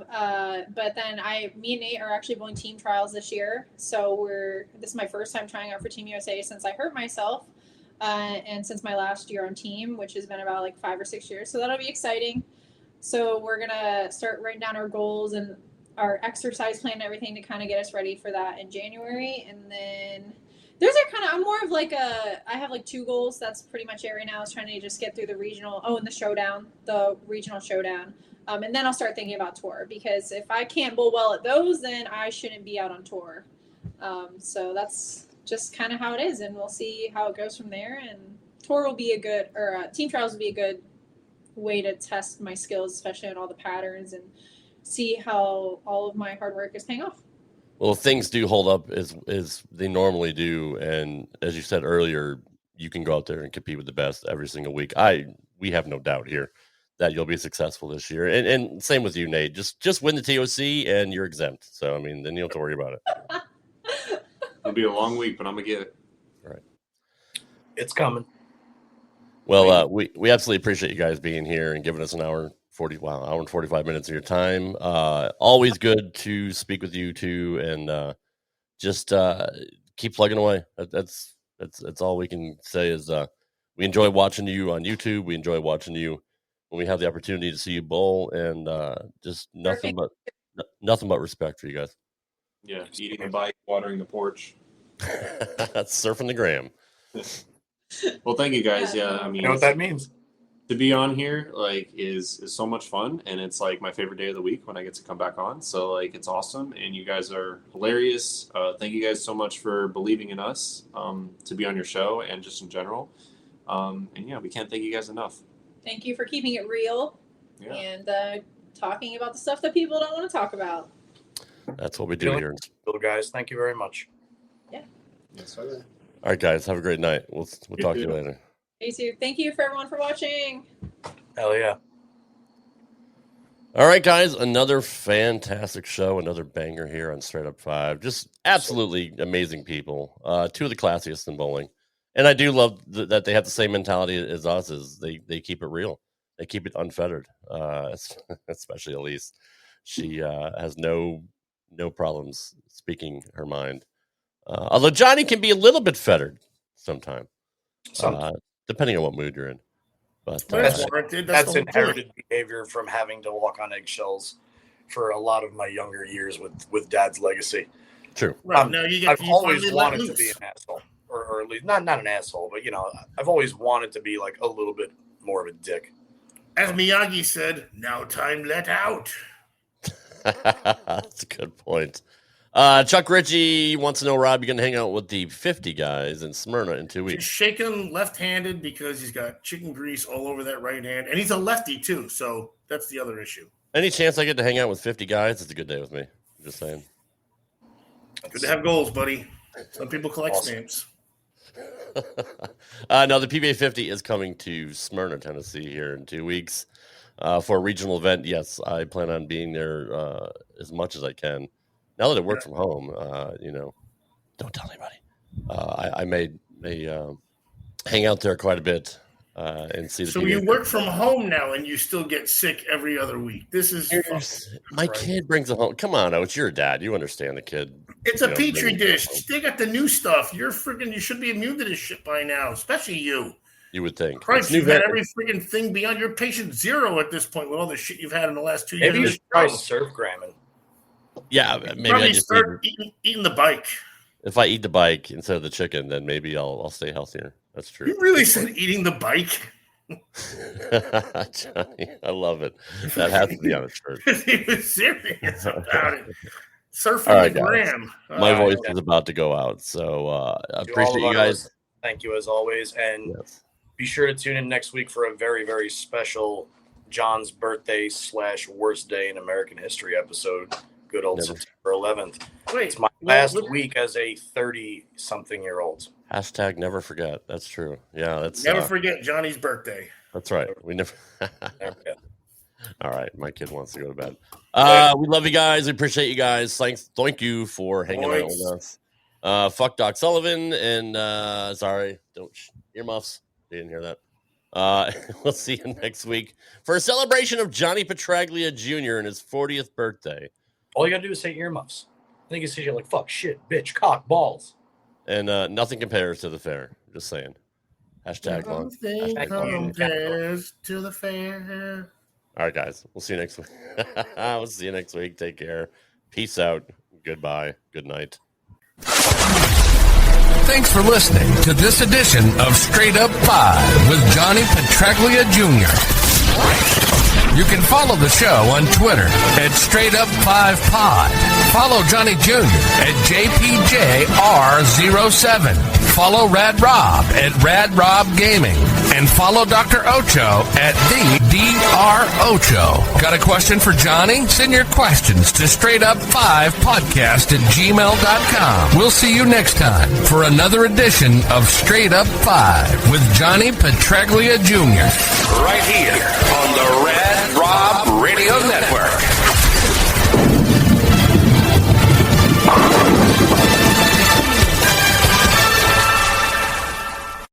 If you're a maintenance supervisor for a commercial property, you've had to deal with everything from leaky faucets to flickering light bulbs. But nothing's worse than that ancient boiler that's lived in the building since the day it was built, 50 years ago. It's enough to make anyone lose their cool. That's where Grainger comes in. With industrial-grade products and dependable fast delivery, Grainger can help with any challenge, from worn-out components to everyday necessities. Call, click Grainger.com, or just stop by. Grainger, for the ones who get it done.